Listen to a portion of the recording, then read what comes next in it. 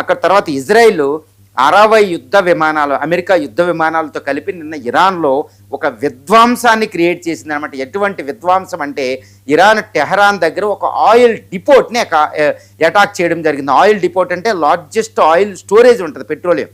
దాని మీద అటాక్ చేస్తే అక్కడ నుంచి రోడ్ల మీద పెట్రోల్ వెళ్ళిపోతే అవన్నీ మంటలు వ్యాపించి ఇరాన్ టెహరాన్లో ఒక భాగం ఒక నిప్పులు కుంపట్లో వెళ్ళిపోయింది. ఫారెస్ట్ ఫైర్లు, వైల్డ్ ఫైర్లే తయారైపోయింది. ఎందుకంటే ఆ పెట్రోల్ వెళ్ళినంతా మంటలు వ్యాపించేస్తుంది.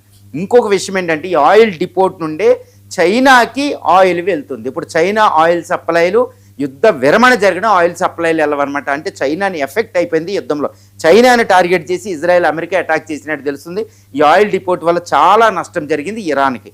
ఇక రెండో విషయం ఏంటంటే ఇజ్రాయెల్ అమెరికా ఎయిర్ ఫోర్స్ ఏం చేసింది, నిన్న ఇంటర్నేషనల్ ఎయిర్పోర్ట్ టెహరాన్లో ఉన్న ఒక ఎయిర్పోర్ట్ మీద, అంటే air force Iranian air force ఉన్న యుద్ధ విమానాల మీద అటాక్ చేసి 16 స్కడ్ యుద్ధ విమానాలని నాశనం చేసినట్టు తెలుస్తుంది. ఇది ఐఆర్జీసీ ఫోర్సెస్కి one of the biggest loss అనమాట ఇరాన్కి ఒక రకంగా. ఎందుకంటే ఆ యుద్ధ విమానాలని ఇక్కడ రవాణాకి, వాటికి మిసైల్కి, వాటికి ఉపయోగిస్తారు.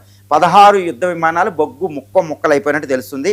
ఇది ఐఆర్జీసీ ఫోర్సెస్కి ఇరాన్కి చాలా పెద్ద లాస్ అండి. దీంతోపాటు missile launchers, secret missile launchers, secret missile drone ఫ్యాక్టరీని వీటిని కంటిన్యూస్గా B-2 బాంబర్లు, ఇంకా యొక్క ఇరాన్ ఇజ్రాయెల్ వందలాది యుద్ధ విమానాలు, ఏది ఇరాన్ మీద ఇజ్రాయెల్ అమెరికా యుద్ధ విమానాలు ఫైట్ చేస్తూనే ఉన్నాయి.